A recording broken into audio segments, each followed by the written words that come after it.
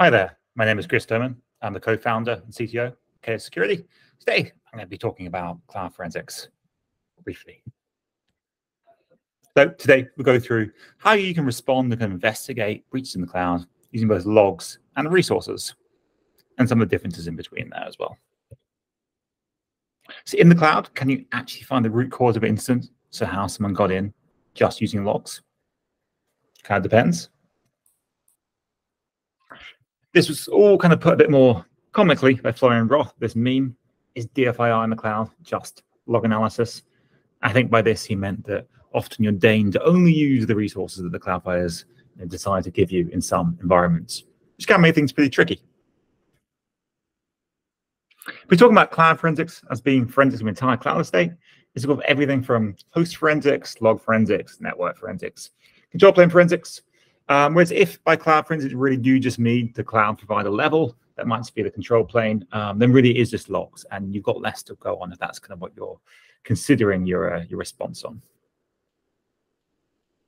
So what cloud forensics is, well, take the definition of the word forensics and stick the word cloud on, that'll probably be okay.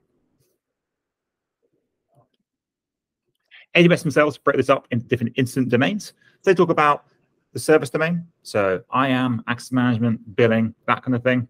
Infrastructure domain, so the actual compute, so the virtual machines, the containers, and the application domain, so the software, which you may have written, someone else might have. Obviously, in the real world, it all overlaps, kind of messy, but it's quite useful to think about the incidents you respond to in the cloud in these kind of different ways. Won't go into full detail. The sounds of a great course 509 on cloud forensics, and how to respond to breaches in the cloud. Also did some talks there as well. They go through all the logs you might experience in the cloud. And they do point out that if you're doing IaaS, so infrastructure service, you're more likely to get more logs, more data. If you're talking about SaaS, then you're probably not going to have very much to look at, and you may well not be able to actually fully investigate the incident. There's also in the cloud undocumented logs and available logs. For example, a few years ago, some people found out there's a secret API used to get the audit logs out of Office 365. It was very, very useful for Beck fraud cases. So you can find out who is opening emails, who is sending emails, that kind of thing. So it's interesting that not all information is necessarily available to you immediately in the cloud. Quite topical too.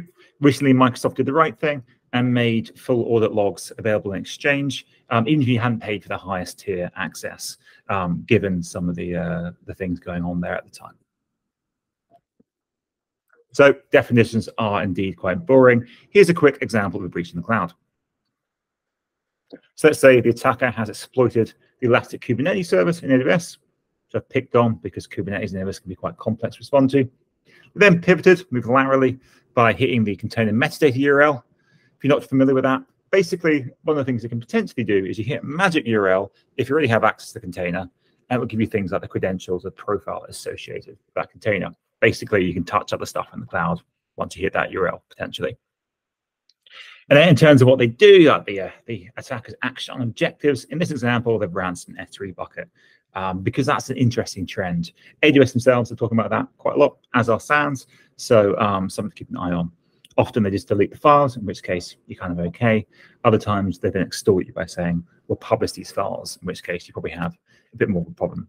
Anyway, basic scenario, exploit, lateral movement, ransom in the cloud. In terms of the data you might be looking at here, well, if that initial attack was on the EKS, on the container, loads of options. So you have the logs in cloud storage in S3, that'll have things like what containers are started and stopped. You might have the network data if you tap out that network data. They can also have things too, like the actual OS log, the Docker file system on the virtual machine on which Kubernetes is running. So it's a bit of a Russian doll. There's data inside data potentially. Then you can also access the container level too. Our product K-Response can basically get all this, by the way, quite a unique way of doing things. But you can do some smart stuff here, like you can pass the Docker file system to get kind of a versioned idea of all the files, which is fantastic because then you'll be getting the malware, you'll be getting different versions of the malware, you get all kind of stuff the attacker might have done across the attack.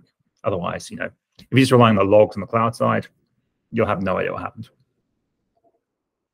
So that is, I guess, a long-winded way of saying that sometimes you can't find the root cause without the files. There's a lot more we could talk about here, and indeed do on some longer versions of this talk, but for now, I'll leave it there. So thank you very much for listening to me.